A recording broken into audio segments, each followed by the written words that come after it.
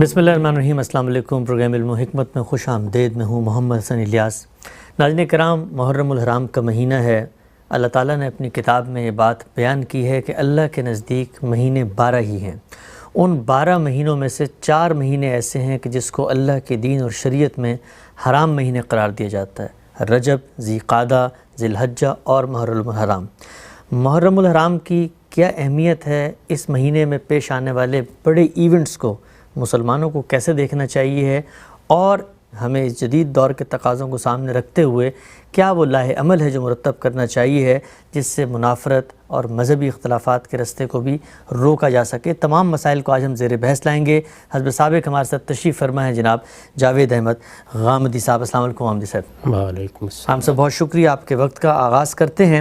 یہ بیان فرمائیے گا کہ اللہ تعالیٰ نے کچھ مہینوں کو حرام مہینے قرار دیا، اشہر الحرم کی ایک تعبیر اختیار کی جاتی ہے۔ یہ حرام مہینے کیا ہیں، اور ان مہینوں میں محرم کا مہینہ بھی شامل ہے؟ اس سے محرم کی اہمیت، محرم کا ایک تقدس کیا اور بھی زیادہ بڑھ جاتا ہے؟ اللہ تعالیٰ نے قرآن مجید میں یہ بات واضح کر دی ہے کہ جب سے یہ دنیا بنی ہے ہمیشہ مہینے 12 ہی رہے ہیں۔ مہینوں کی تعین کا ایک ضابطہ وہ ہے جو چاند کی گردش سے وجود میں آتا ہے، ٹھیک، اور ایک دوسرا ضابطہ وہ ہے جو سورج کی گردش سے وجود میں آتا ہے۔ چنانچہ دونوں طرح کے کیلنڈر آپ کو قدیم ترین تاریخوں میں مل جاتے ہیں۔ قمری کیلنڈر بھی مل جاتا ہے اور شمسی کیلنڈر بھی مل جاتا ہے۔ پھر عہد بہد ان میں تغیرات بھی ہوتے رہتے ہیں۔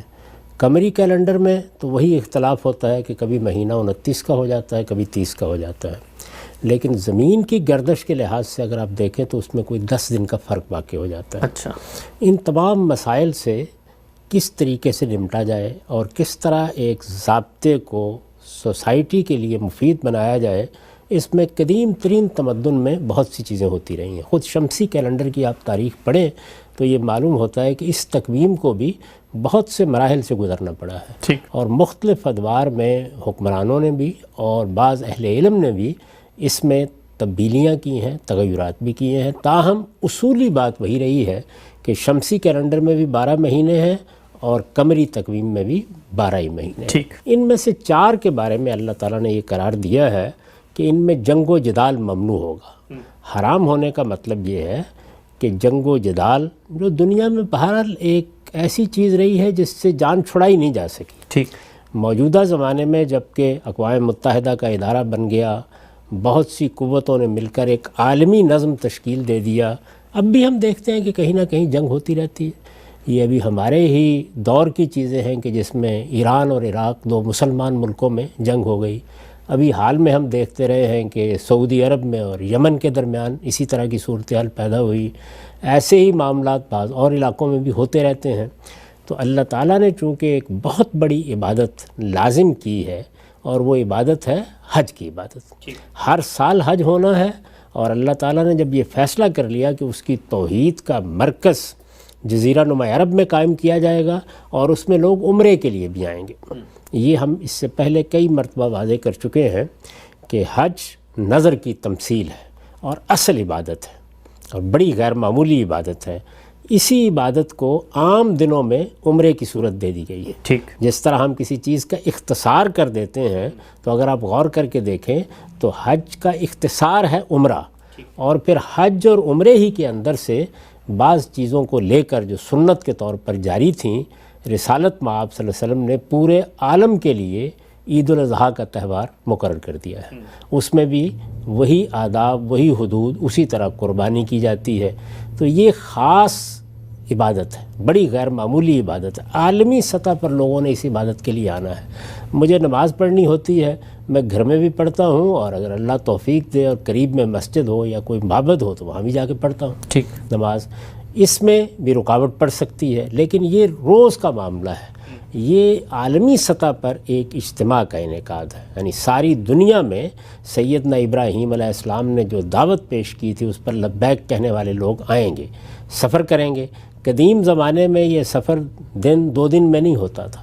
اس وقت بھی آپ جب لوگوں کو لے جانا شروع کرتے ہیں تو ابھی ہمارے ملک میں بھی 40-45 دن لگ جاتے ہیں جی کہ جس میں لوگ جائیں اور لوگ آئیں.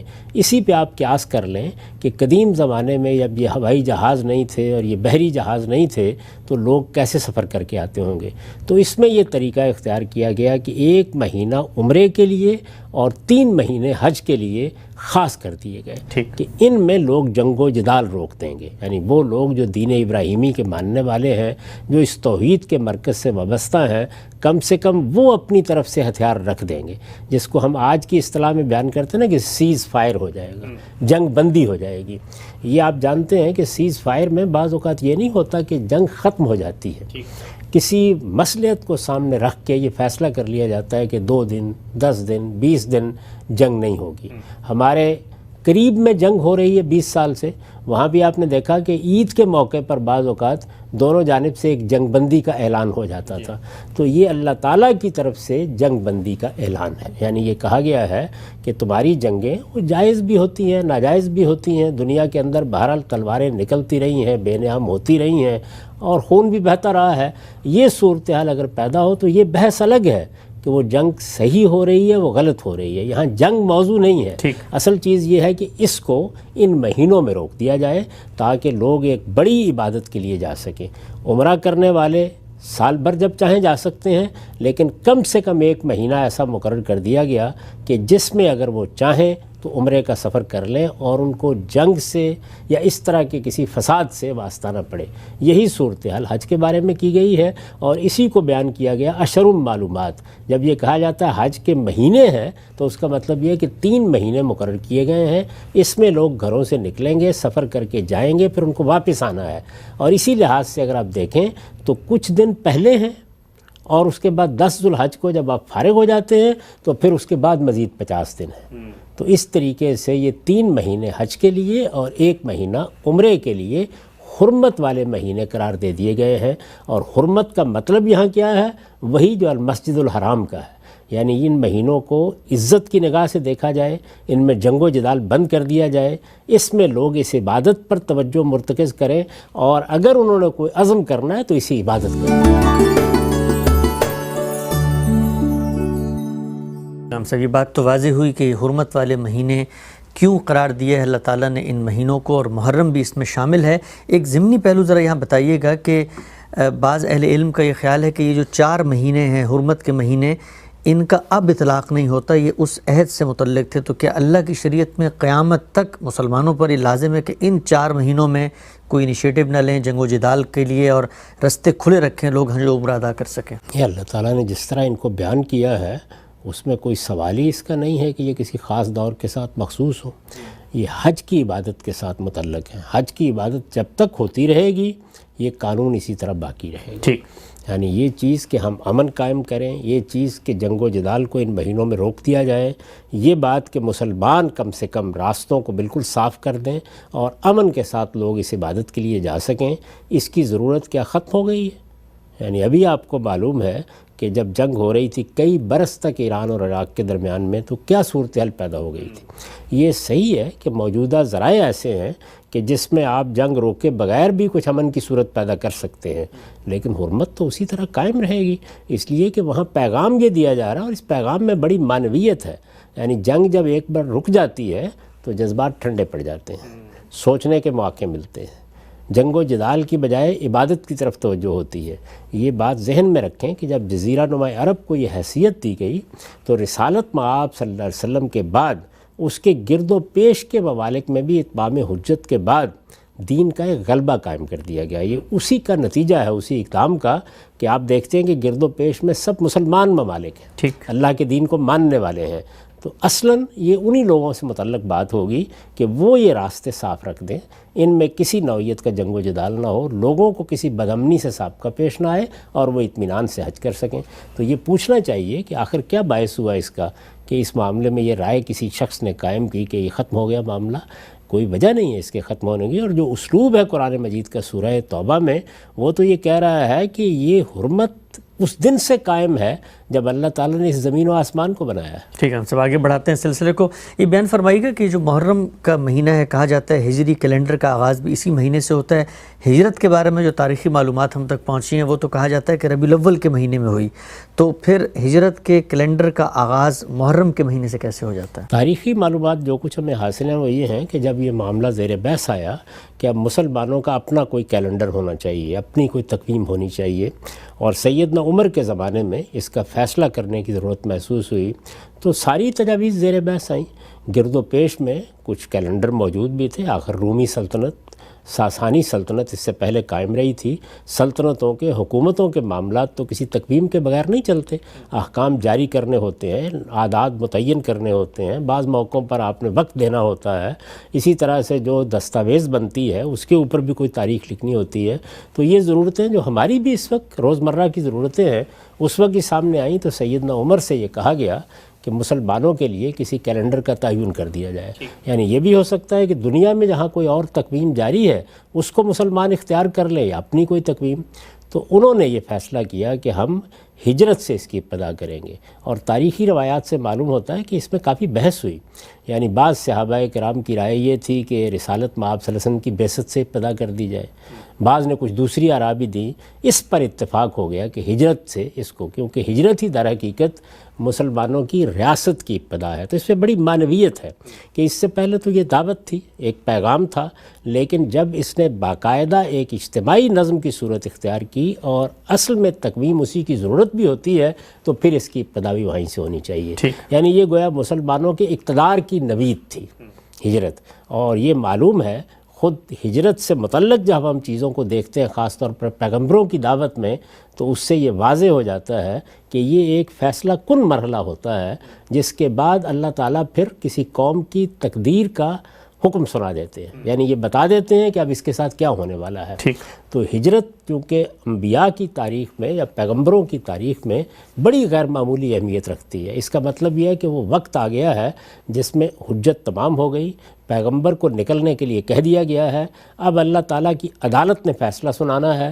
وہ فیصلہ منکرین کے لیے کیا ہوگا وہ بھی قرآن نے بیان کر دیا ہے، وہ مومنین کے لیے کیا ہوگا وہ بھی قرآن مجید نے بیان کر دیا ہے۔ تو ایک بڑا معرکہ اس موقع کے اوپر اپنے انجام کو پہنچتا ہے، یعنی وہ دعوت جو برپا کی گئی اور جس کے ذریعے سے اللہ تعالیٰ کی عدالت کی فضا ہموار ہوتی ہے، وہ موقع ہے جو ہجرت کے نتیجے میں آ جاتا ہے۔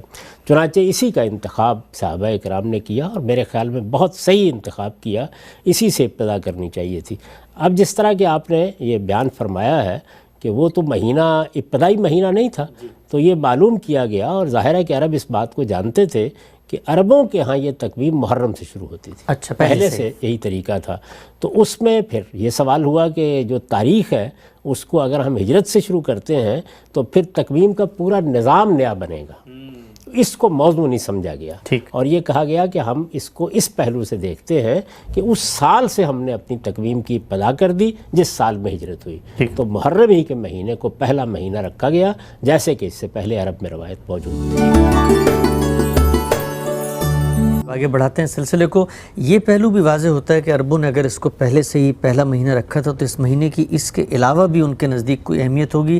کہا جاتا ہے کہ خود رسالت مآب صلی اللہ علیہ وسلم جب مدینہ تشریف لے گئے تو وہاں بھی معلوم ہوا کہ یہود ہوں یا باقی قبائل ہوں، باقی مذہبی گروہ ہوں، ان کے نزدیک بھی ایک تقدس تھا اس مہینے کا۔ عاشورہ کے دن کے بارے میں بعض چیزیں آتی ہیں، تو یہ بیان فرمائیے گا کہ حرمت کے مہینوں کے علاوہ بھی محرم کو قدیم جو ادوار ہیں ان سے کوئی نہ کوئی مذہبی تقدس، کوئی ایونٹس اس میں ہوئے تھے بڑے، کچھ حیثیت اس کی وہاں بھی نظر آتی ہے۔ یہود کے بارے میں یہ معلوم ہوتا ہے کہ وہ یہ خیال کرتے تھے کہ سیدنا موسیٰ علیہ السلام کو فرعون کے جو کچھ بھی استبداد تھا اس سے نجات ہوئی، اور اللہ تعالیٰ نے وہ جو خاص عنایت فرمائی کہ بنی اسرائیل کو نکال لیا گیا اور فرعون غرقاب ہوا، وہ واقعہ اس مہینے میں پیش آیا تھا۔ چنانچہ وہ روزہ بھی رکھتے تھے اس کا، اور رسالت مآب صلی اللہ علیہ وسلم کو جب یہ بات بتائی گئی، اس تاریخی واقعے سے باخبر کیا گیا، تو آپ نے فرمایا کہ ہمیں ان سے زیادہ اس بات کی مسرت ہے کہ سیدنا موسیٰ علیہ السلام کو اور ان کی قوم کو اس دن نجات ملی تھی، تو ہم آئندہ 2 روزے رکھا کریں گے۔ تو اس سے یہ معلوم ہوتا ہے کہ ان کے ہاں اس مہینے کی، ظاہر ہے کہ اگر 9 محرم کی یا 10 محرم کی ایک اہمیت تھی، تو وہ محرم کا مہینہ تھا اس کو آپ سے آپ یہ اہمیت حاصل ہو گئی. ٹھیک. جیسے کہ ہم یہ دیکھتے ہیں کہ رسالت مآب صلی اللہ علیہ وسلم کی ولادت یا دنیا سے رخصتی کے لیے تو عام طور پر یہی بیان کیا جاتا ہے نا کہ ربیع الاول کے مہینے میں. اس کی ایک خاص تاریخ بھی ہے، لیکن تاریخ سے قطع نظر خود ربیع الاول کے مہینے کو ایک بڑی غیر معمولی حیثیت مسلمانوں کے یہاں حاصل ہو گئی ہے. تو یہ صاف معلوم ہوتا ہے کہ یہود کے ہاں تو اس کی اہمیت یہی تھی. قریش کے بارے میں بہت سی چیزیں ملتی ہیں، لیکن ان میں کوئی بات بھی ایسی نہیں جس کو متعین طور پر کہا جا سکے کہ یہ کوئی قابل اعتماد چیز ہے. تو اس لیے ہمارے پاس اس وقت جو تاریخ ہے اس میں یہود کی تاریخ کا یہ واقعہ رسالت مآب صلی اللہ علیہ وسلم کے زمانے میں کس طرح بیان کیا گیا اسی کی روایات. ہم سب آگے بڑھاتے ہیں سلسلے کو. محرم ہی کا مہینہ تھا، ایک دلخراش واقعہ پیش آیا کربلا کی وادی میں، اور اسی کی بنیاد پر ہم یہ دیکھتے ہیں کہ مسلمانوں کے دو مذہبی رجحانات، دو مذہبی گروہ سامنے آئے. میں اس بحث میں آپ کی رائے جاننے سے پہلے ایک تمہیدی گفتگو تھوڑی سی کرنا چاہتا ہوں، کیونکہ ہمارے ہاں ایک حساسیت ہوتی ہے، ایک گروہ بندی بھی ہے، ایک نقطہ نظر کے ساتھ تعلق اور ایک تمسک بھی ہوتا ہے. آپ کا یہ خاصہ رہا ہے کہ آپ اپنی شناخت مسلمانی بتاتے ہیں اور ہر مسلک، ہر فرقے کا آدمی آپ کو سنتا ہے، اور آپ چاہتے یہی ہیں کہ لوگ حقائق کے طالب علم بنیں، ان کو صحیح پس منظر میں چیزوں کو رکھ کے دیکھیں، اور اسی سے ایک حقیقی اتحاد بھی پیدا ہوگا. مجھے پہلے سب سے پہلے یہ بتائیے گا کہ ایک مسئلہ ہوا، اس کے نتیجے میں خون بہا، اور وہ خون بھی کسی عام انسان کا نہیں تھا، نواسہ رسول کا خون تھا، شہادت کا دلخراش واقعہ.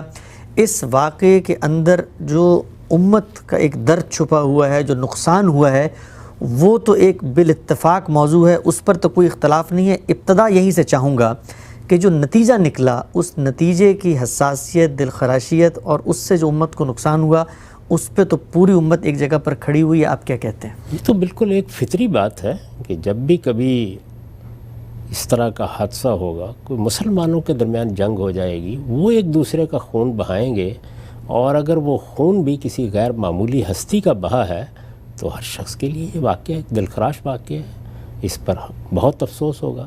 اس وقت دیکھیے کہ ہم مسلمانوں کا خون بہتا ہوا دیکھ رہے ہیں. مسلمانوں کے اندر کے بعض لوگ ان پر حملہ آور ہوتے ہیں. ہماری مسجدوں میں بم چلائے گئے ہیں، ہمارے بازاروں میں لوگوں کو مارا گیا ہے، ہمارے بچے مرے ہیں، ہماری عورتیں مری ہیں. تو اس پر بھی اسی طریقے سے آدمی رنجیدہ خاطر ہوتا ہے. تو یہ سب واقعات انتہائی دلخراش ہیں. اچھا، اس سے پیچھے آپ جائیں تو اگر سیدنا عثمان کو شہید کر دیا گیا، یا سیدنا عمر پر کچھ لوگ حملہ آور ہوئے اور اس کے نتیجے میں ایک بڑی شخصیت سے مسلمان امت محروم ہوئی، تو یہ سب بہت دلخراش واقعات ہیں. اور آدمی جب ان کو پڑھتا ہے تو اس کو افسوس بھی ہوتا ہے، وہ رنجیدہ بھی ہوتا ہے، اس کو غم بھی ہوتا ہے، وہ یہ سمجھتا ہے کہ یہ واقعات کاش نہ ہوتے. میرے نزدیک یہ تو ایک بالکل بدیہی اور فطری چیز ہے. کون آدمی ہے کہ جو یہ پسند کرے گا کہ کسی کا خون بہا دیا جائے؟ اور پھر کون ہے جو یہ پسند کرے گا کہ کسی صالح انسان کا خون بہایا جائے؟ اور پھر اس سے آگے کون یہ پسند کرے گا کہ رسالت مآب صلی اللہ علیہ وسلم کا تعلق رکھنے والی کسی ہستی کا خون بہایا جائے؟ تو اس لیے یہ تو ہر لحاظ سے ایک افسوسناک واقعہ ہے، اور اس میں کوئی شبہ ہی نہیں کہ یہ بڑے ظلم کا واقعہ ہوا. ایسا نہیں ہونا چاہیے تھا. تو اللہ تعالیٰ نے خود قرآن مجید میں یہ بات واضح کر دی ہے. میں نے یہ کئی مرتبہ عرض کیا ہے کہ سورہ حجرات کو امام فراہی نے بالکل درست کہا ہے کہ اس طرح پڑھنا چاہیے کہ جو کچھ رسالت مآب صلی اللہ علیہ وسلم کے بعد پیش آنے والا تھا، اس میں اس کو سامنے رکھ کر ہدایات دی گئی. ٹھیک. رسالت مآب صلی اللہ علیہ وسلم کے بعد ہی خانہ جنگی کی صورتحال پیدا ہوئی، جیسے کہ سیدنا عثمان کی شہادت کے بعد کے واقعات سے ہر شخص واقف ہے. اسی طریقے سے اور بعض حادثے اور واقعات ہوئے. تو ان تمام موقعوں کے اوپر جو اصلاً چیز مطلوب ہے وہ وہی ہے جو قرآن مجید نے بیان کر دی ہے کہ یہ نوبت نہیں آنی چاہیے تھی، مسلمانوں کا خون نہیں بہنا چاہیے تھا، تلواریں نہیں نکلنی چاہیے تھی، امن کے ساتھ اور صلح کے ساتھ معاملات طے ہونے چاہیے تھے. معاملات بعض اوقات سیاسی ہوتے ہیں، بعض اوقات سماجی ہوتے ہیں، اور سیاسی سماجی معاملات میں اختلافات یہ کوئی ایسی چیز نہیں ہے کہ جس کے بارے میں کہا جا سکے یہ ہونے ہی نہیں چاہیے. یہ ہو جاتے ہیں، ہمارے ہم بھی ہوتے ہیں. آپ یہ دیکھ رہے ہیں کہ کتنی تلخی پیدا ہو جاتی ہے. جمہوری ادوار میں بھی ہوتی ہیں. دنیا نے جب یہ ایک پرامن طریقہ ایجاد کر لیا انتخابات کا، اس کے بعد بھی بعض اوقات بڑے اختلافات ہو جاتے ہیں. ہمارے ہاں، ہمارے ملکوں میں، جدید ترین ریاستوں میں ہر جگہ اس طرح کے واقعات ہو جاتے ہیں. تو مسلمانوں کی تاریخ میں ایسے جتنے واقعات ہوئے ہیں، وہ اگر کسی جگہ تعذیب کے واقعات ہیں، کسی جگہ کسی پر تشدد کے واقعات ہیں، جیسے کہ امام ابو حنیفہ کے معاملے میں ہم جانتے ہیں، احمد بن حنبل کے بارے میں ہم جانتے ہیں، بالکل اسی طریقے سے اگر کسی صالح انسان کو اور اللہ کے پیغمبر کے ساتھ تعلق رکھنے والی کسی ہستی کو یا صحابہ کرام میں سے کسی کو اس تشدد کا نشانہ بننا پڑا ہے یا اس کے نتیجے میں اس کی شہادت ہوئی ہے تو اس پہ کون رنجیدہ نہیں ہوگا۔ اصلی سوال یہ ہے کہ معاملے کو دینی لحاظ سے کیسے دیکھا جائے اور سماجی لحاظ سے کیسے دیکھا جائے۔ یعنی تاریخ میں جو بڑے واقعات ہوتے ہیں، آپ چاہیں تو ان واقعات کو یاد بھی کر سکتے ہیں، آپ چاہیں تو ان کا آپ کوئی دن بھی مقرر کر سکتے ہیں، آپ چاہیں تو اس پہ اپنے جذبات کا اظہار بھی کر سکتے ہیں، لیکن وہ مذہبی افتراق کی بنیاد بن جائیں، یہ وہ چیز ہے کہ جو اس سے بھی زیادہ دل خراش ہے جتنا دل خراش وہ مظلومانہ شہادت کا واقعہ ہے۔ آگے بڑھاتے ہیں اس موضوع کو۔ یہ بات تو بالکل واضح ہے، ہر کوئی جانتا ہے، جس طرح آپ نے وضاحت بھی کی کہ اللہ کو یہ بالکل مطلوب نہیں ہے کہ مسلمانوں کے اندر کسی نوعیت کا ظلم جبر اس طرح کی کوئی چیز سامنے آئے۔ میں آپ سے سمجھنا چاہتا ہوں، آپ کا علمی تحقیقی پس منظر ہے، مسلمان امت کی تاریخ کو بھی آپ نے جانا اور یہ دنیا میں جو سیاسی عمل کا ارتقاء ہے اس پہ بھی آپ کی نظر ہے۔ بیان فرمائیے گا کہ وہ سیاسی منظرنامہ کیا ہے، وہ پس منظر کیا ہے جس کے نتیجے میں یہ صورتحال پیدا ہوئی، کیونکہ ہمیں یہ لگتا ہے کہ جب تک ہم اس واقعے کو، اس حوادث کو ان کے پرسپیکٹیو میں رکھ کے نہیں دیکھیں گے تو شاید مستقبل قریب میں بھی مسلمان کوئی نیا سبق سیکھ کے اپنے آپ کو اس طرح کے حوادث سے نہ بچا سکیں۔ عہد بہد ذرا مجھے بتائیے گا کہ منظرنامہ کیا ہے تاریخ میں، کیا حوادث ہیں، کیا ایونٹس ہیں جن کے نتیجے میں یہ ایک دل خراش واقعہ ہوا اور پھر مسلمانوں امت کے اندر ایک پورے افتراق کی بنیاد جو ہے وہ یہ بن گیا۔ اللہ تعالیٰ نے اپنی کتاب قرآن مجید میں ہمیں یہ تعلیم دی ہے کہ سیاسی معاملات کا فیصلہ کرنے کے لیے قاعدہ کیا ہونا چاہیے۔ تو یہ بتا دیا ہے کہ امرہم شوری بینہم، یعنی مسلمانوں کے ہاں نظم سیاسی تو وجود میں آئے گا۔ نظم سیاسی یا نظم اجتماعی یہ کوئی مذہبی چیز نہیں ہے، اپنی اصل کے لحاظ سے یہ انسان کی جبلی ضرورتوں سے پیدا ہوا ہے۔ ٹھیک، میں نے کئی مرتبہ یہ توجہ دلائی ہے کہ اللہ تعالیٰ نے انسان کو بنایا اس طرح ہے کہ وہ ایک خاندان بنانا چاہتا ہے۔ اب خاندان بنانا چاہتا ہے، یہ چیز تو اس کی فطرت کے اندر بدیت کر دی گئی ہے، اس کے تقاضے بھی فطرت کے اندر موجود ہیں۔ اللہ تعالیٰ اپنے پیغمبروں کے ذریعے سے اس کو قاعدے ضابطے میں لے آتے ہیں تو اس طرح وہ شریعت کا موضوع بن جاتا ہے۔ ٹھیک، یہی صورتحال ریاست کی ہے۔ انسان کو چونکہ اللہ تعالیٰ نے ارادہ و اختیار دیا ہے، ارادہ و اختیار کا وہ استعمال کرتا ہے، یہ استعمال بعض اوقات برا استعمال ہو جاتا ہے، یعنی سوء استعمال کی نوبت آ جاتی ہے۔ سوء استعمال کو روکنے کے لیے یعنی کسی آدمی نے اسی ارادے و اختیار کو استعمال کرتے ہوئے کسی کا مال لوٹ لیا، کسی کی جان لے لی، کسی کے ساتھ ملاوٹ کر دی، غبن کر لیا، چوری کر لی، تو یہ سب جرائم انسان کے ارادہ و اختیار کو غلط استعمال کرنے سے پیدا ہوتے ہیں۔ ٹھیک، ان کے معاملے میں لوگوں کی حفاظت کا کیا بندوبست کیا جائے؟ اس چیز نے در حقیقت ریاست کو پیدا کیا ہے۔ تو ریاست تو انسان کا فطری، انسان کا جبلی تقاضا ہے۔ یہی وجہ ہے کہ اس وقت دنیا میں مذاہب کے اختلاف کے باوجود، رنگوں کے اختلاف کے باوجود، نسلوں کے اختلاف کے باوجود، زمانے کے اختلاف کے باوجود اس بات پر کم و بیش عالمی سطح پر انسانوں کا اجماع ہے کہ ریاست ہونی چاہیے۔ ٹھیک، یہ چونکہ فطرت کا تقاضا ہے تو اس وجہ سے آپ دیکھتے ہیں کہ ان تمام اختلافات کے باوصف اس بات پر کوئی اختلاف نہیں ہے کہ ہر جگہ ایک ریاست کا نظم قائم کیا جائے گا۔ ریاست کا نظم قائم کیا جائے تو اس میں یہ سوال پیدا ہوتا ہے کہ کون لوگ ہیں کہ جو اس نظم کو چلائیں گے؟ ساری کی ساری قوم تو نہیں چلا سکتی، اور کون لوگ ہیں چلائیں گے؟ اس سوال کا جب آپ جواب دیتے ہیں تو ظاہر ہے کہ اس میں پھر ایک فارمولے، ایک قاعدے، ایک ضابطے یا ایک قانون کی ضرورت پڑتی ہے۔ ٹھیک، تو وہ قانون یا وہ ضابطہ جو اللہ تعالیٰ نے جس وقت اللہ تعالیٰ کے اہتمام میں ایک حکومت قائم ہوئی، میں کئی مرتبہ یہ عرض کر چکا ہوں کہ جب اللہ کا رسول زمین پر موجود ہوتا ہے تو اللہ تعالیٰ براہ راست حکومت کرتے ہیں اگر حکومت مل جاتی ہے۔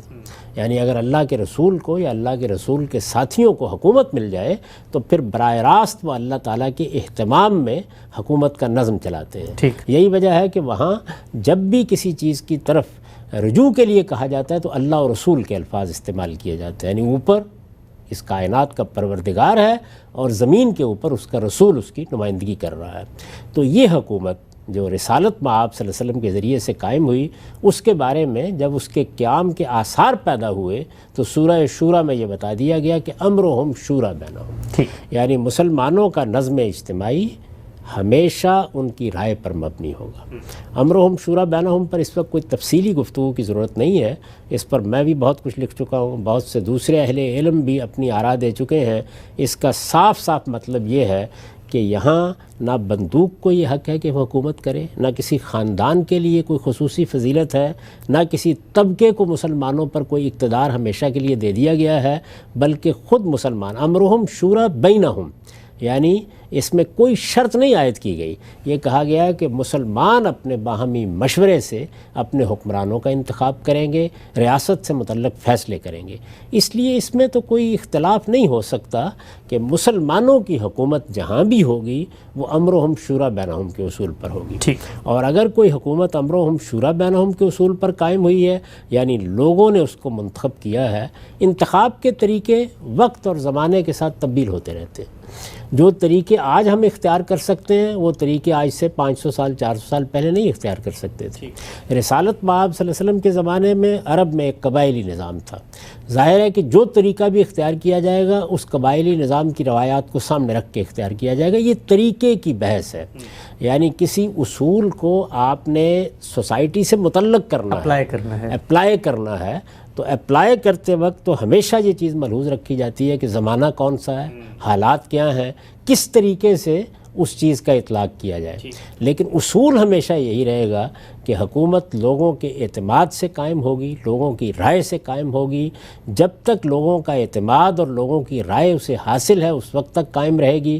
اگر لوگوں کے اعتماد اور ان کی رائے کی تائید سے وہ محروم ہو جاتی ہے تو اس کا جواز بھی ختم ہو جاتا ہے۔ تو جب ہم لفظ بولتے ہیں جائز حکومت تو اس کا مطلب ہے کہ وہ حکومت جس کو لوگوں نے منتخب کیا ہو، جس کو لوگوں کا اعتماد حاصل ہو، جو لوگوں کی رائے سے وجود میں آئی ہو، جس میں کہیں تلوار نہ اٹھانی پڑی ہو، جس میں کہیں بندوق نہ چلانی پڑی ہو، جس میں کسی کے لیے کسی استبداد کا کوئی موقع نہ ہو، کسی بھی طریقے سے جس میں لوگوں کا اعتماد حاصل کر لیا جائے، لوگوں کے اعتماد کی بنیاد پر فیصلہ کیا گیا ہو۔ یہ بات قرآن مجید نے واضح کر دی ہے۔ اس معاملے میں تو میرے نزدیک کسی دوسری رائے کی گنجائش نہیں ہے۔ اس لیے ہر حکومت کے بارے میں جواز اور عدم جواز کا فیصلہ اسی اصول پر یعنی انتقال اقتدار کا طریقہ طے ہے قرآن میں، انتقال اقتدار کا جائز طریقہ طے ہے، یعنی وہ طریقہ جس کی سب کو پابندی کرنی چاہیے۔ تلوار کے زور پر، بندوق کے زور پر خواہ کوئی فوج حکومت قائم کرے، خواہ کوئی گروہ حکومت قائم کرے، خواہ کوئی فرد حکومت قائم کرے، وہ ہر حال میں ایک ناجائز حکومت ہوتی ہے۔ یہ بات تو طے ہے۔ بہت سے لوگ جو ہیں وہ یہ کہتے ہیں کہ یہ دیکھیے ایک بڑا گروہ ہے، اس گروہ کے مذہبی نظریات ہیں، وہ یہ چاہتا ہے کہ وہ اللہ کے دین کا غلبہ ایک ملک میں قائم کرے، تو اس میں کیا حرج کی بات ہے؟ تو میں نے ہمیشہ یہ کہا کہ پھر میں یہ سوال کرنے کی جسارت کر سکتا ہوں کہ اللہ کے دین کے اس حکم پر جو حکومت کو وجود میں لانے کے لیے دیا گیا، اس پر کون عمل کرے گا؟ بہت اہم نقطہ۔ یعنی پہلی بات تو یہ ہے کہ آپ اللہ کے دین پر عمل کرنے جا رہے ہیں تو یہ تو بعد میں معاملات ہوں گے۔ سب سے پہلے تو اللہ کے دین کا حکم یہ ہے کہ آپ اس بات کو مانیں کہ کسی علاقے میں جو لوگ رہتے ہیں یہ ان کا کام ہے کہ وہ حکومت کا انعقاد کریں۔ اسی لیے میں ہمیشہ اس بات پر زور دیتا رہا ہوں کہ ہمارا موقف اس معاملے میں کوئی دوسرا ہو نہیں سکتا، ایک ہی موقف ہے، اور وہ یہ کہ یہ ریاست پاکستان ہو یا اس کے ساتھ کوئی دوسرے ممالک ہوں جیسے افغانستان ہے، ایران ہے، یا اور کوئی ملک ہو، یا سعودی عرب ہو، ہر جگہ پر اصول یہی ہے کہ حکومت کا نظم لوگوں کے اعتماد پر قائم ہونا چاہیے، لوگوں کی رائے پر قائم ہونا چاہیے۔ لوگوں کے اعتماد اور رائے کو حاصل کرنے کے طریقے تمدن کے لحاظ سے مختلف ہو سکتے ہیں۔ اس زمانے میں ہم انتخابات کرا لیتے ہیں، کسی اور دور میں ہو سکتا ہے کہ کوئی اور راستہ اس کے لیے نکل آئے، لیکن اس اصول کی پیروی کرنی چاہیے، اور یہ بات ہمارے دین نے طے کر دی ہے۔ یعنی صرف یہی نہیں ہے کہ اس وقت دنیا میں اس بات کو ایک اچھا طریقہ مانا جاتا ہے یا ایک پرامن طریقہ ہے جو لوگوں نے انتقال اقتدار کے لیے اختیار کر لیا ہے، اللہ کے دین کی رہنمائی بھی یہی ہے۔ اگر آپ میری کتاب میزان میں قانون سیاست کا مضمون نکال کے دیکھیں تو آپ اس میں یہ بہت وضاحت سے پڑھیں گے کہ نظم اجتماعی کو قائم کرنے کے لیے اللہ کے دین کی ہدایت کیا ہے، وہ امرہم شورا بینہم ہے۔ جو حکومت لوگوں کے اعتماد کی بنیاد پر قائم نہیں ہوئی، ان کی رائے کی بنیاد پر قائم نہیں ہے، یا ان کی رائے کی تائید سے محروم ہو چکی ہے، وہ اصلاً اب ایک ناجائز حکومت ہو چکی ہے۔ اللہ کے نزدیک اس بنیاد پر میں نے ہمیشہ یہ کہا ہے کہ ہمارے ہاں اگر کچھ گروہوں نے کسی موقع کے اوپر کوئی حکومت قائم کر لی تھی اور وہ حکومت اسی طرح سے بندوق کے زور پر یا تلوار سے قائم ہوئی تھی، تو وہ حکومت خواہ کتنی پرامن کیوں نہ ہو اور کتنا ہی دین کا نام کیوں نہ لے، ہم ان محاسن کی تائید کریں گے، پیروی کریں گے، ان کی ہم تحسین بھی کریں گے، لیکن یہ بات کہ وہ ایک جائز حکومت ہے یہ نہیں تسلیم کیا جا سکتا۔ ٹھیک بات۔ تو یہ تو اصولی طور پر ایک طے شدہ بات ہے۔ اب جس وقت آپ اس اصول کا اطلاق کرتے ہیں، تو اطلاق کرنے کے لیے میں نے اس سے پہلے بھی آپ کو یاد ہوگا کہ بڑی تفصیلی بحث کر کے یہ بتایا تھا کہ اطلاق کرنے کے لیے ایک ناگزیر ضرورت ہے، یعنی ضرورتیں تو اور بھی بہت سی ہیں لیکن ایک ناگزیر ضرورت ہے، اور وہ ناگزیر ضرورت کیا ہے؟ وہ یہ کہ قوم 100 افراد پر مشتمل ہے، لاکھ پر ہے، کروڑوں پر ہے، اس کے اندر سے ایک ہاؤس آف ریپرزنٹیٹیوز وجود میں آنا چاہیے، یعنی پہلا قدم ہی جمہوریت کا یہ ہے۔ ٹھیک۔ اسی لیے پارلیمنٹ کا جو ادارہ ہے اس کو بڑی اہمیت حاصل ہے۔ اس کی میں ایک سادہ مثال آپ کو دیتا ہوں۔ یہ معلوم ہے کہ رسالت مآب صلی اللہ علیہ وسلم کے زمانے میں جب حوازن کے قیدی پکڑ لیے گئے، جنگ حنین کے بعد جو معاملات پیش آئے، تو ان قیدیوں کی تعداد کوئی 6000 سے زیادہ تھی۔ اچھا۔ یہ قیدی رسالت مآب صلی اللہ علیہ وسلم جس طرح کہ آپ کا ہمیشہ طریقہ رہا، آپ چاہتے تھے کہ چھوڑ دیے جائیں، آپ نے انتظار کیا۔ کیوں انتظار کیا؟ اس لیے کہ قرآن کا قانون یہی تھا جو سورہ محمد میں بیان ہو گیا تھا کہ ہم احسان کے طور پر بھی چھوڑ سکتے ہیں اور فدیہ لے کے بھی چھوڑ سکتے ہیں۔ ٹھیک۔ آپ کے پیش نظر یہ تھا کہ بات کی جائے، دیکھیں کہ احسان کرنے کے کوئی فوائد ہیں سیاسی لحاظ سے، کیا ہم فدیہ لے سکتے ہیں؟ وہ لوگ آئے نہیں اپنے قیدی چھڑانے کے لیے، تو آپ نے قیدیوں کو لوگوں میں تقسیم کر دیا۔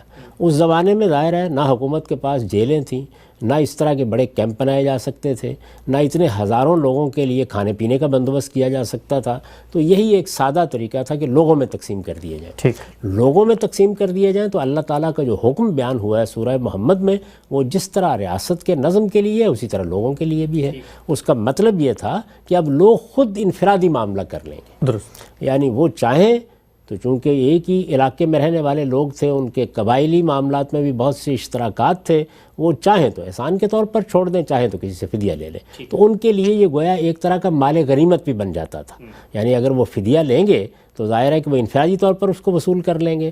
تو رسالت مآب صلی اللہ علیہ وسلم نے قیدیوں کو تقسیم کر دیا۔ اس کے بعد یہ ہوا کہ ابھی قیدی تقسیم کیے ہی تھے کہ حوازن کے لوگ آ گئے، اچھا، اور انہوں نے آ کے رسالت مآب صلی اللہ علیہ وسلم کے ساتھ بات کی، اور اس بات کا نتیجہ یہ نکلا کہ آپ کی یہی رائے بنی کہ ان کے قیدی بغیر کسی معاوضے کے چھوڑ دیے جائیں۔ اچھا، جب یہ رائے بنی تو آپ قیدیوں کو تقسیم کر چکے تھے، تو لوگوں سے آپ نے یہ کہا کہ میں اپنی طرف سے جو قیدی میرے پاس تھے ان کو تو چھوڑ رہا ہوں، لیکن میں آپ لوگوں سے یہ کہتا ہوں کہ آپ میں سے جو بغیر کسی معاوضے کے چھوڑنا چاہے وہ چھوڑ دے، اور جو بغیر کسی معاوضے کے نہیں چھوڑنا چاہتا اس کو ہم فدیہ دے دیں گے آئندہ کسی فتح کے موقع کے اوپر۔ ٹھیک، یعنی گویا ایک طرح سے ایک وعدہ کر لیا جائے۔ کمپنسیٹ کریں گے۔ اس میں اب لوگوں کی رائے چاہیے تھی، اور لوگوں کی اس وقت بہت بڑی تعداد تھی، یعنی ہزاروں کا لشکر سامنے موجود تھا، اور اس میں ظاہر ہے کہ رائے کیسے لی جائے لوگوں سے۔ اس میں آپ نے جب بات کی، لوگوں نے جواب دینا شروع کر دیا، کسی نے یہاں سے بات کی، کسی نے وہاں سے بات کی۔ اس موقع کے اوپر یہ ایک ضرورت پیش آ گئی کہ اب لوگوں کی رائے کیسے معلوم کی جائے اتنے بڑے مجمع میں۔ تو آپ نے ایک لفظ استعمال کیا عربی زبان کا کہ اب تم میرے پاس اپنے عرفاء بھیج دو، یعنی اپنے نمائندے منتخب کر کے بھیج دو۔ یہ دیکھیے، یہ بڑی فطری ضرورت ہے۔ ٹھیک، یعنی رسالت مآب صلی اللہ علیہ وسلم نے بھی اس کی گویا ابتدا کر دی۔ ہماری اسلام کی جو جدید تاریخ ہے جو حضور سے شروع ہوئی ہے اس میں ابتدا کر دی۔ اس کی قدیم میں بھی آپ کو بہت سی مثالیں مل جاتی ہیں۔ تو آپ امرہم شورا بینہم کے بنیاد پر اگر کوئی نظم چلانا چاہتے ہیں، اس کی سب سے پہلی سب سے بنیادی ضرورت یہ ہے کہ آپ کوئی ہاؤس آف ریپرزنٹیٹیو، کوئی ایوان نمائندگان وجود جن کے ذریعے سے رائے معلوم یہ ہو۔ جو ایوان نمائندگان وجود میں لایا گیا، یعنی صحابہ کرام نے جس کی بنیاد رکھی، رسالت مآب صلی اللہ علیہ وسلم کے بعد وجود میں آیا، وہ رسالت مآب صلی اللہ علیہ وسلم نے جو ایک بہت بڑا انقلاب پیدا کر دیا تھا، اور اس کے نتیجے میں مدینے کو اور مہاجرین انصار کی جماعت کو جو حیثیت حاصل ہو گئی تھی، اس کے لحاظ سے تو بالکل موزوں تھا۔ ٹھیک، لیکن نہ وہ بالکل متعین تھا، نہ یہ کہا جا سکتا تھا کہ اس وقت جو ریاست وجود پذیر ہو چکی ہے وہ پوری طرح اس کے لیے ریپرزنٹیٹیو ہے۔ اس کی ابتدا ہوئی اور اس کی بنیاد پر سیدنا ابو بکر کا انتخاب ہوا، اس کی بنیاد پر سیدنا عمر کا انتخاب ہوا، اسی کی بنیاد پر سیدنا عثمان کا انتخاب ہوا۔ اس وقت یہ موقع نہیں ہے، ورنہ میں تفصیل سے بتاتا کہ اسی اصول پر ہوا، اسی کی بنیاد پر ہوا، یہ کوئی ابدی چیز بن نہیں سکتی تھی۔ ٹھیک، تو صحابہ کرام یا خلفائے راشدین کوئی ہاؤس آف ریپرزنٹیٹو وجود میں نہیں لا سکے، یہ امرہم شورا بینہم کو زمین پر اتارنے کے لیے ناگزیر ضرورت ہے۔ ٹھیک، یہ جو آپ کے ہاں انتخابات ہوتے ہیں، ان کی بھی اگر آپ پیچھے جا کے تاریخ معلوم کریں تو یہ در حقیقت برطانیہ ہے نا جس میں اس کا نشو و نما ہوا ہے، تو وہاں پر بھی یہ دارالامراء ہے جس کے درمیان اور بادشاہ کے درمیان میگنا کارٹا ہوا، اور آہستہ آہستہ ہاؤس آف ریپرزنٹیٹو کی وہ صورت پیدا ہونا شروع ہو گئی جس کو آج آپ پارلیمنٹ سے تعبیر کرتے ہیں۔ اسی طرح آپ سلطنت روما میں اس کے آثار دیکھتے ہیں، یونانیوں کے ہاں اس کے آثار دیکھتے ہیں۔ تو اس طرح کا جو ہاؤس آف ریپرزنٹیٹو ہے یا ایوان نمائندگان ہے، وہ جب تک وجود پذیر نہیں ہو جاتا تو فصل نزاعت نہیں ہو سکتا، یعنی گویا جمہوری اصول کے مطابق حکومت کو چلانا ممکن نہیں ہوتا، فیصلہ نہیں ہو سکتا۔ یہ وہ سب سے بڑی چیز تھی جس کا میں نے تجزیہ کر کے آپ کو بتایا تھا کہ یہ چونکہ موجود نہیں تھا، اس وجہ سے حوصلہ مند لوگ اٹھتے ہیں، ہر دور میں اٹھتے ہیں۔ اس وقت بھی جو لوگ سیاسی جماعتیں بناتے ہیں یا سیاسی جدوجہد کرتے ہیں وہ حوصلہ مند لوگ ہیں۔ اللہ تعالیٰ جس طرح مختلف علوم و فنون کے ماہرین پیدا کرتا ہے، اسی طرح سیاسی لیڈرشپ کے لیے بھی لوگ پیدا کرتا ہے، وہ اٹھتے ہیں۔ اب ظاہر ہے کہ ان کے درمیان فیصلہ کیسے کیا جائے، تو یہ ہاؤس آف ریپرزنٹیٹو ہے جس کا اعتماد اگر حاصل ہو جائے تو ظاہر ہے پرامن طریقے سے انتقال اقتدار ہو جاتا ہے۔ یہ چیز وجود میں نہیں آ سکی، اور ایک حادثہ ہو گیا، اور وہ حادثہ کیا تھا، سیدنا عثمان کو لوگوں نے شہید کر دیا۔ اچھا، اب ظاہر ہے کہ ایک خلیفہ راشد کی شہادت ہو گئی۔ جب اس زمانے میں یہ شہادت ہوئی تو اس کے کچھ نتائج نکلے، خبریں کیا پہنچتی ہیں، دوسرے علاقوں میں لوگ کس طرح دیکھتے ہیں، پھر وہیں ایک حکومت کا انعقاد کر لیا گیا، اس میں جو پہلے سے طریقہ چلا آ رہا تو اسی کی پیروی کی گئی۔ تو یہ وہ پس منظر ہے کہ جس میں ایک باقاعدہ ہاؤس آف ریپرزنٹیٹوز، ایک ایوان نمائندگان نہ ہونے کے نتیجے میں یہ خلفشار پیدا ہوا۔ اور بدقسمتی یہ ہے کہ ہم نہ اس کو اپنے پہلے دور میں وجود میں لا سکے، نہ اس کے بعد صدیوں تک وجود میں لا سکے۔ یعنی آپ جانتے ہیں کہ ہمارے ہاں بڑے دانشور، بڑے فقہا، بڑے علماء پیدا ہوتے رہے ہیں، لیکن یہ چیز وجود پذیر نہیں ہو سکی۔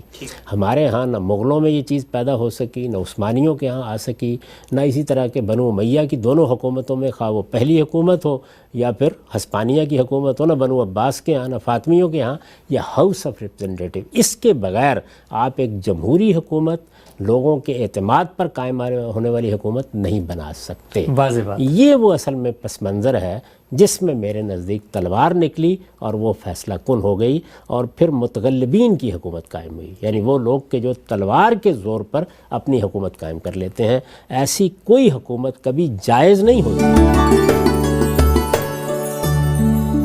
آگے بڑھاتے ہیں ہم سب، اس سلسلے کو یہ بیان فرمائیے گا کہ دینی لحاظ سے آپ نے بتایا کہ یہ اصول تو طے ہے کہ جمہوریت ہی ہے، لوگوں کی رائے پر مسلمان اپنا اقتدار کی منتقلی کریں گے، حکومت قائم ہوگی۔ نہیں ہوتا، آپ نے فرمایا اگر نہیں ہوتا پھر تلوار فیصلہ کن ہوتی ہے۔ تو اس کے بارے میں بھی کہ دین نے کوئی ہدایت دی ہے کہ اگر کوئی تلوار کے ذریعے، استبداد کے ذریعے حکومت قائم کر لیتا ہے تو اب مسلمانوں پر کیا فرض ہے کہ کیا وہ خروج کریں گے، اس کے خلاف بغاوت کریں گے؟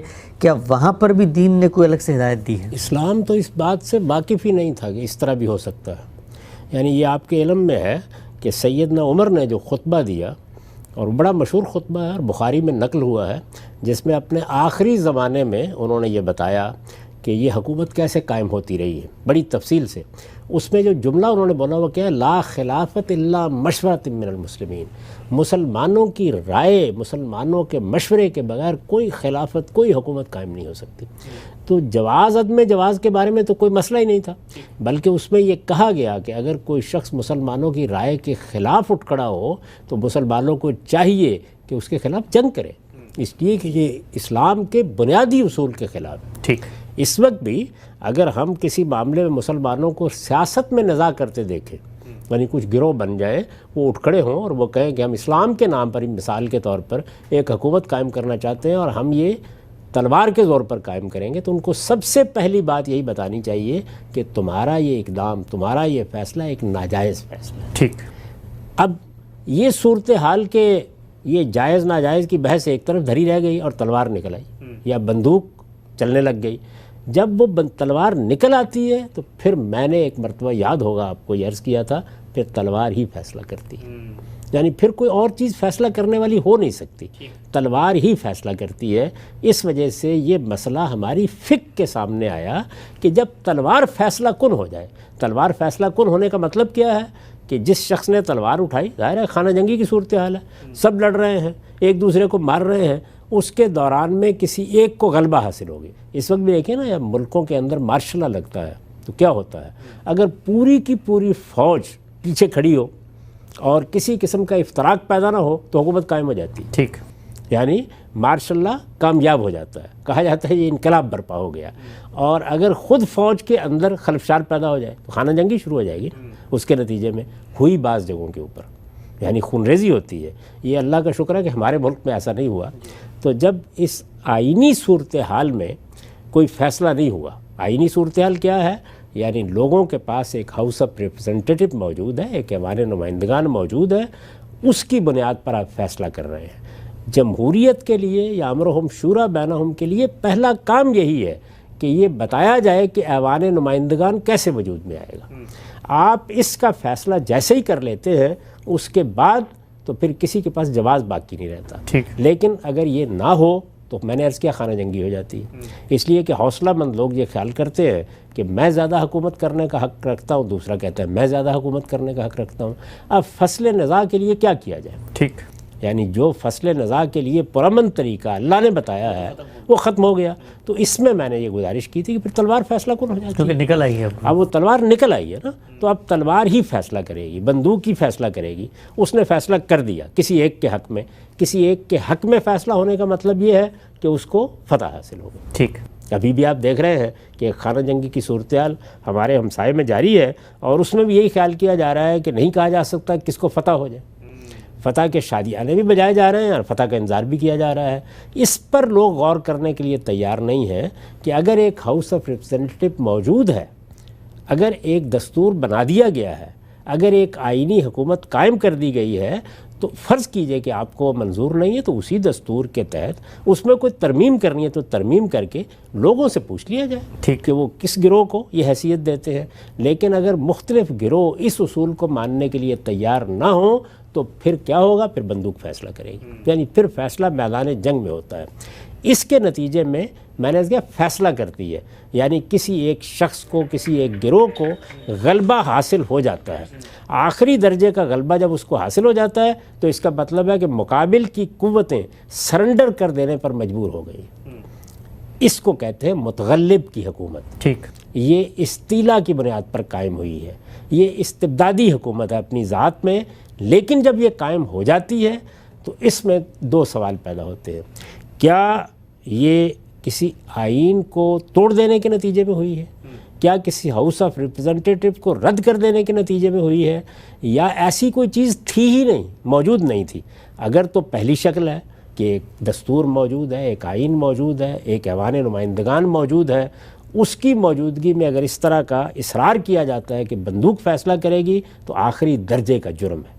میں نے ایک موقع کے اوپر یہ کہا تھا کہ یہ تو کبیرہ گناہ بن جاتا ہے. یعنی ایک ملی میثاق موجود ہے، اس کے تحت آپ حکومت کا فیصلہ کر سکتے ہیں، اس میں آپ بندوق نکال لیتے ہیں. لیکن اگر اس طرح کی کوئی چیز موجود نہیں ہے اور تلوار ہی ایک فیصلہ کن چیز ہے تو پھر ظاہر ہے کہ جس کو غلبہ حاصل ہو جائے گا اس کی حکومت بالفعل قائم ہو جائے گی. ٹھیک، یہ ہمیشہ سمجھیے کہ یہ ڈی فیکٹو ہے جو زیر بحث ہے، بالفعل قائم ہو جائے گی.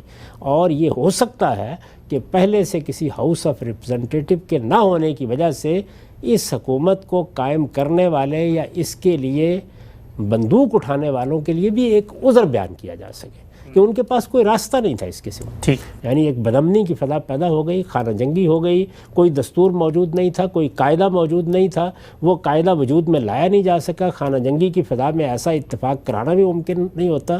خانہ جنگی جب پیدا ہو جاتی ہے اور تلواریں نکل آتی ہیں تو اس وقت کون بیٹھ کر ایک دستور بنائے اور قاعدہ بنائے؟ تو وہاں پھر فیصلہ کن حیثیت جو ہے وہ تلوار یا بندوق کو حاصل ہوتی ہے.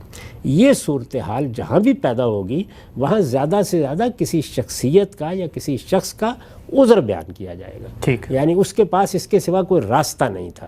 یہ بیان کیا جائے گا۔ اور جب راستہ نہیں تھا تو یہ راستے اصل میں آسمان سے نازل نہیں ہو جاتے پیغمبروں کے بعد، یہ بڑے لمبے تاریخی عمل کے نتیجے میں وجود پذیر آتے ہیں۔ اس میں میں نے توجہ دلائی تھی کہ نہ کوئی ہاؤس آف ریپرزینٹیٹیوز وجود میں لایا جا سکا، نہ اس کا تصور پیدا ہو سکا حقیقی معنی میں۔ اور یہ صرف یہی نہیں ہے کہ اس وقت جب یہ خانہ جنگی ہوئی مسلمانوں کے ہاں رسالت مآب صلی اللہ علیہ وسلم کے بعد، اس وقت پیدا نہیں ہوا، بعد کے زمانوں میں بھی اس کا کوئی طریقہ مسلمان ایجاد نہیں کر سکے۔ تو اس میں کسی شخص کو متون نہیں کیا جا سکتا۔ بس اتنی بات ہم کہیں گے کہ جائز حکومت وہ ہوتی ہے جو لوگوں کی رائے سے قائم ہو، ان کے اعتماد کی بنیاد پر قائم ہو۔ البتہ بعض حالات میں بالفعل تغلب کی بنیاد پر حکومتیں قائم ہو جاتی ہیں اور انہیں تسلیم بھی کیا جاتا ہے۔ جناب صاحب، ہمارا وقت یہاں پہ ختم ہوتا ہے۔ ناظرین، آج ہم نے جانا محرم الحرام کے مہینے کی اہمیت دین میں کیا ہے، کیوں اس کو حرمت والے مہینے میں شامل کیا گیا ہے۔ اسی طریقے سے اس مہینے میں مسلمان امت کی جو تاریخ بتاتی ہے، دلخراش واقعات پیش آئے، ان کا تاریخی پس منظر کیا تھا اور ان سے سیکھنے کا سبق کیا ہے۔ نتیجہ یہی ہے کہ ہمیں دین کی ہدایت پہ عمل کرنا ہے اور اللہ کے بتائے ہوئے طریقے پر ہی اگر ہم چلیں گے تو اس طرح کے واقعات سے مستقبل قریب میں ہم اپنی جان چھڑا سکتے ہیں۔ اور ماضی سے سیکھنے کا بھی یہی سبق ہے۔ اسی سبق کی بنیاد پر وہ افتراق بھی ختم ہو سکتا ہے جس کی بنیاد پر گروہ بندی پیدا ہوتی ہے۔ انشاءاللہ آئندہ پروگرام میں کسی نئے موضوع کے ساتھ حاضر خدمت ہوں گے۔ اجازت دیجیے، اللہ حافظ۔